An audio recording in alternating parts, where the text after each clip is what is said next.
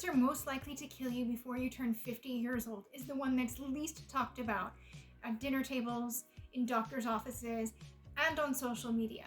Well, that's where we are in 2026. In January, the American Cancer Society dropped a bomb.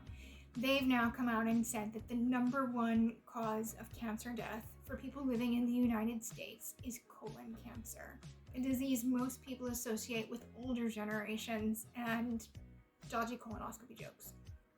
This is no longer a disease of the aging. It's coming for working age adults, parents, professionals, people in the prime of their lives. This is Colon Cancer Awareness Month, and here are my top 3 tips. First, if you've been given a diagnosis, join a support group. The most powerful words in any language, not just English language, are me too. And a support group can provide you with emotional support that you really can't get anywhere else. There's nothing like being in a room full of people who are going through the exact same thing you are experiencing. Get a second opinion.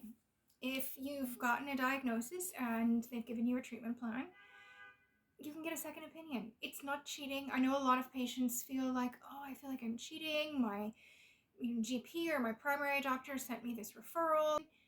That's wonderful, but any experienced doctor who is really in it to help serve patients will never be offended if you go ask somebody else what they think of that plan.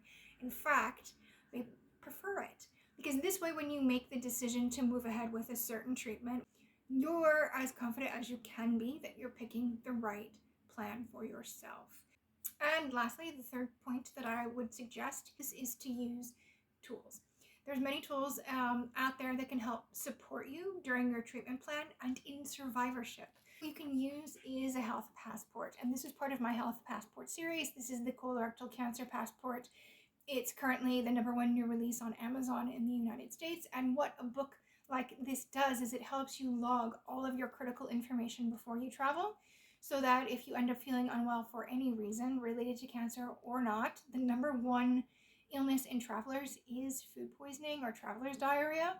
You've got all your stuff logged. You or your traveling companion can hand it to emergency if you need to see a doctor in an emergency, and you can get the care you need. They'll be able to see who your home team is, and then log into like what kind of treatments you've had, if you've been operated, what medication you've been on, if your cancer was just in the colon, if it's spread, if you've had other conditions, and then get a really quick, fast look at your status to help give you the best medical treatment you need for whatever's going on while you're away from home.